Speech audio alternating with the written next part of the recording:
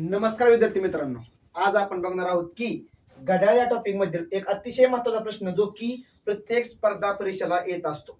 प्रश्न काय आहे बघा, एका घड्याळामध्ये 3:20 झाले आहेत, तर तास काटा आणि मिनिट काटा यांच्यामध्ये किती अंशाचा कोन होईल.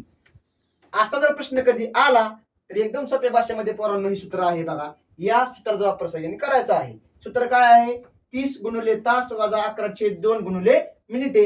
याचा अर्थ 30 गुणिले तास किती आहेत, 3 तास आहेत, वजा 11/2 गुणिले मिनिटे किती आहेत, 20. 30 90 वजा 2 के 2 बेंदा 20 अकरुंदा 110.